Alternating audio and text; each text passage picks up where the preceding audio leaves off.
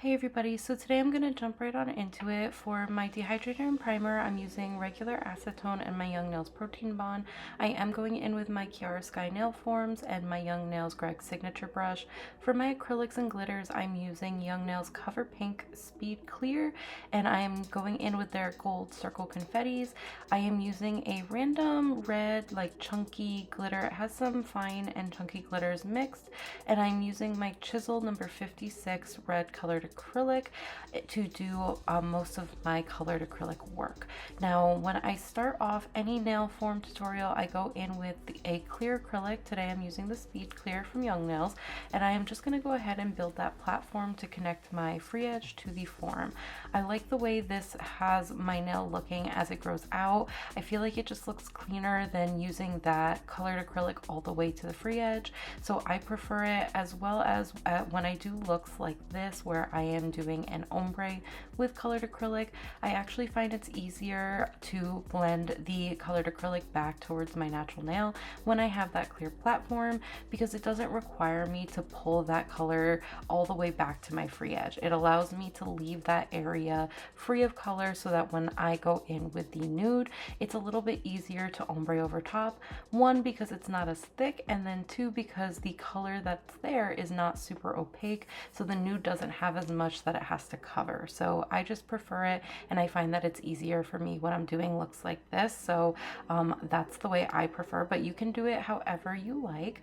I'm just building out my nail into a kind of tapered coffin look. I am going to about the 12 or 13 notch on the form, and today my room was a little bit colder, so the acrylic was running for me just a little bit, but once it starts to set up, you can go ahead and just shape it into the shape that you're going for.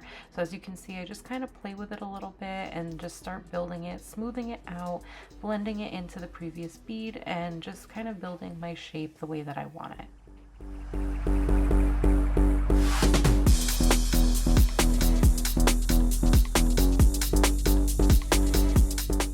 You do want to try to go ahead and get that area that's closest to your free edge as blended as possible. You don't want it to be a super harsh line. This is just going to help make sure that the ombre looks as clean as possible. And as you can see, I'm just wiping along the edges to try to keep my shape as perfected as I can so that I minimize my filing. And once all of the red is placed, I prefer to go in with the nude now. So I'm going in with that Cover Pink, and I'm just going to do my ombre. I start right along the blend line, and I just kind of fade it up over the red. And then once that is placed, I can build back towards my cuticle, make sure that I'm building my apex the way that I need it to be for the length of nail. Now, when you're doing colored acrylic, you do want to try to keep your brush as clean as possible, especially with colors like reds. They will bleed into your nude, so you don't want that to kind of alter the look of the nude acrylic. So trying to keep your brush as clean as you can is going to be really, really important. So just wipe off your brush often and go back into your monomer to really clean it off as much as you can.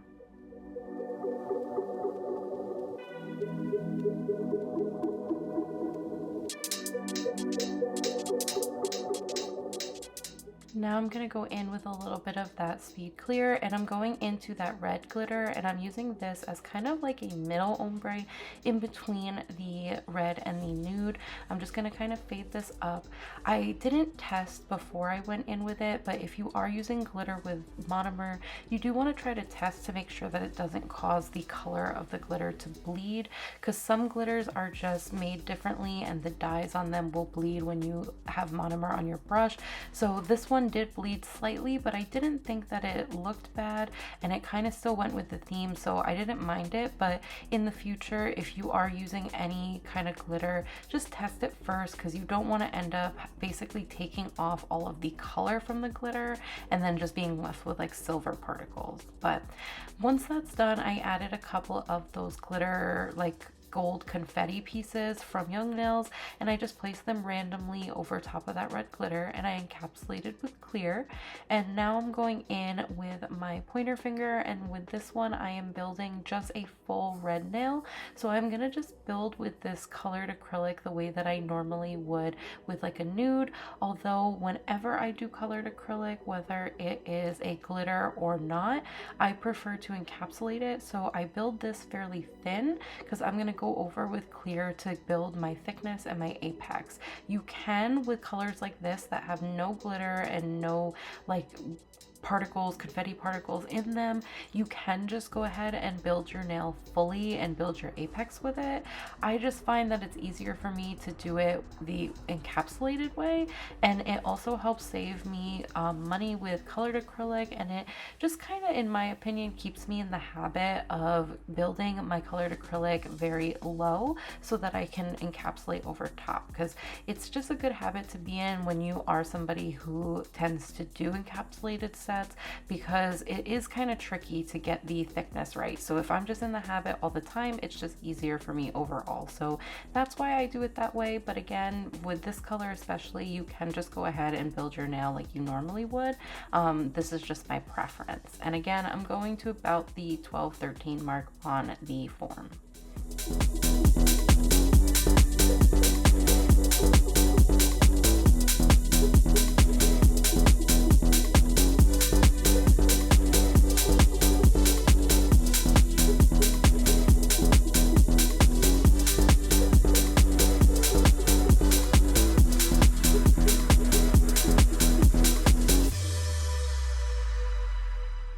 As you can see here, I am encapsulating with that speed clear.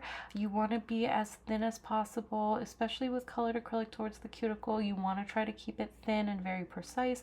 You don't want the color to bleed into your cuticle area, and the thicker you make it, the more filing you have to do, the more likely you are to file out the color. So really kind of keep your beads wet, especially towards the cuticle area, and try to just build your nail in the shape that you want to minimize filing.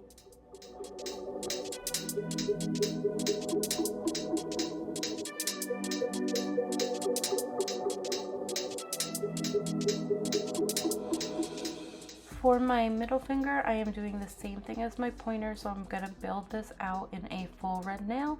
So I am just using that Chisel number 56 color, just building this out like I normally would. Again, just trying to keep my shape as clean as possible. One tip, if you are encapsulating and you're going in with your clear and you find that there's a lot of bubbles or it's looking cloudy, tends to be because it's a little bit on the drier side and you're trying to maneuver it with not enough monomer. So when you're encapsulating, try to keep your clear beads a lot wetter than you normally would. It just helps with keeping that clarity in the clear acrylic, so that once you're done and it's dry and you file it, you're not going to see a lot of those bubbles and it won't get that kind of cloudy, murky look.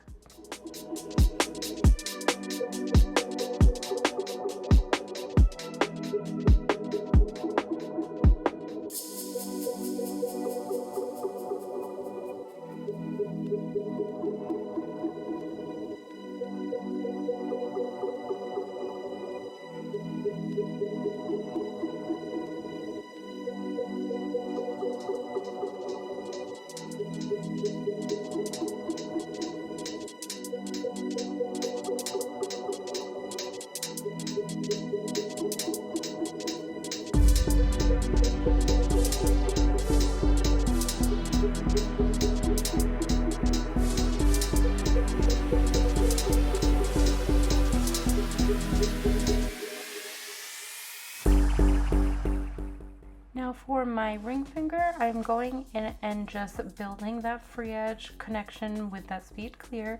I'm using a little bit of clear kind of as a base layer on my natural nail. I find that this helps with my adhesion, even if like today I'm using clear acrylic to build the nail. And then I'm going to go ahead and use that same clear to build a platform. I want this to have kind of that clear background, and then I'm going to build in some like metallic gold flakes just to kind of give me me like a gold accent nail. This is a little bit difficult, especially if you are newer to using forms, because clear acrylic is just a little bit harder to see. So just take your time with it. Again, I'm using the Speed Clear today, but if you use like a normal setting acrylic, you will have a little bit more time to play with it.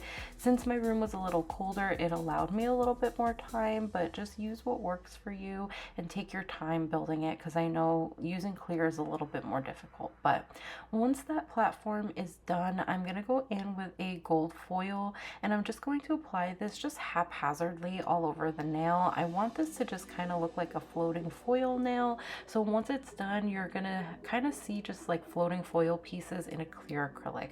So it's going to look really pretty, and it's going to kind of give you that jewel effect. So I really like the way that this looks. It's very simple and very easy, and foil is super thin, so if you struggle with encapsulation, these are really easy things to encapsulate because they don't add really any thickness to the nail.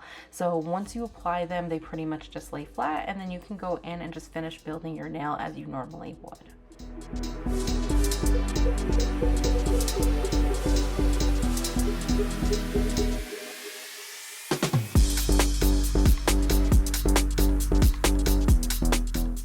Once that is done, I'm going to start working on my pinky.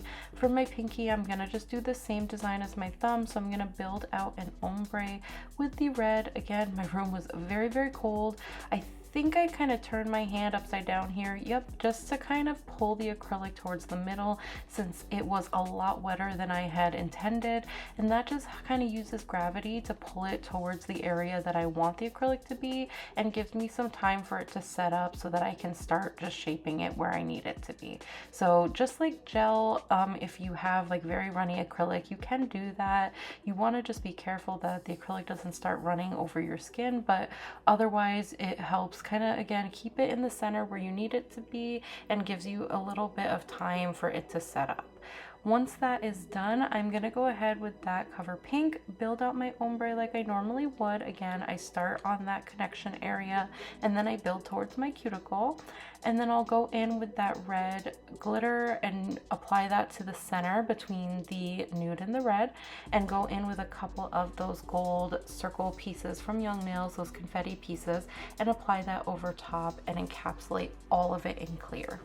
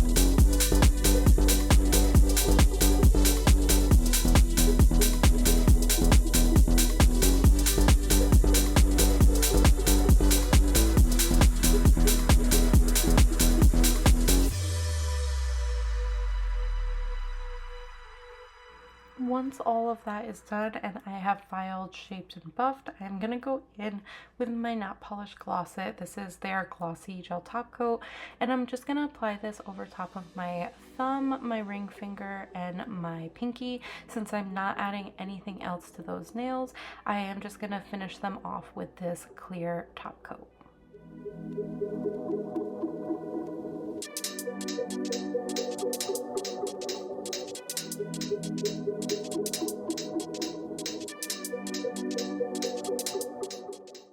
Now I'm going to go in with my Young Nails Tip and Jewel Adhesive, and I'm going to go in with this red heart charm, and I'm going to apply this to the nail. This jewel adhesive is very thick, so I apply a little glob of it to the center of my middle finger and just kind of place it where I want it to be.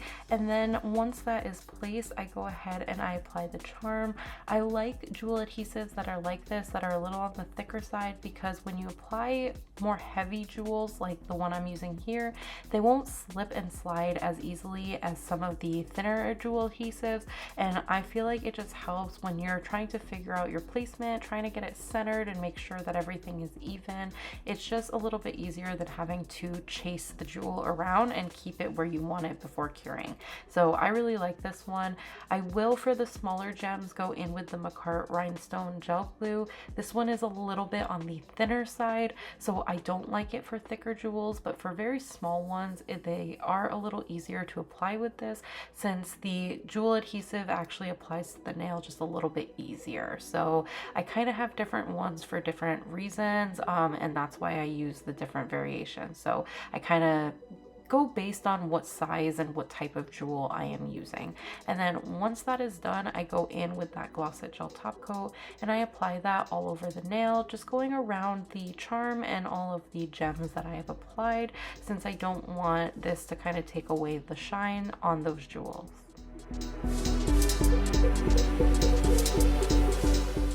For my pointer finger, I am going to just do kind of a cluster of these red little jewels. So I'm just kind of applying them in almost like a V shape, going from my cuticle down. I wanted it to look like it kind of was trickling down. So I did a very large stone in the center, and then I just kind of surrounded that by some smaller stones, all in that same clear red shade. I wanted it to all kind of match and go together, so that's why I used that one. And I didn't want to take away from that large jewel that I have on my middle finger. So I wanted to just kind of add a little accent, but kind of let the main heart charm be the focus of this look.